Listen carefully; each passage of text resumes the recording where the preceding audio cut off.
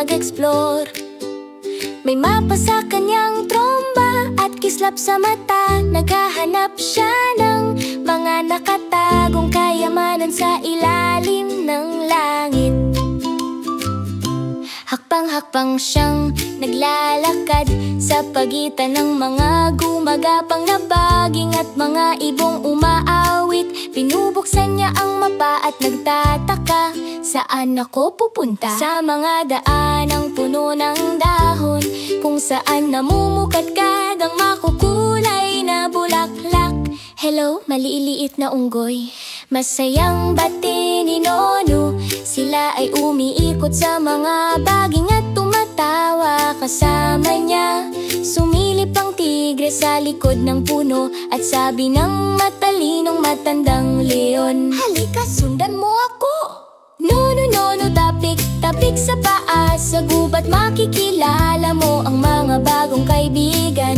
Palakpak at sumayaw kasabay ng ritmo, kumanta ng masayang kantang gugubat. Kinukuha niya ang sariwang gulay mula sa lupa at naghahanda ng masarap na merienda para sa lahat. Tinutulungan niya ang maliliit na ibon na linisin ang daan at naglalaro ng taguan sa gitna ng lunti ang dahon. Ano iyon na kumikislap sa ilalim ng puno? Isang makinang na kayamanan para sa'yo at sa akin.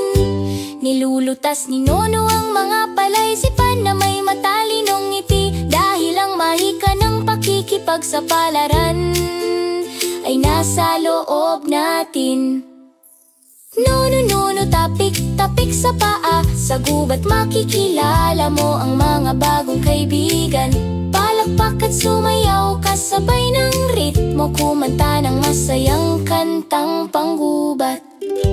Kapag lumulubog ang araw at humahaba ang mga anino, winalik ni Nono ang kanyang kamay at tinatapos ang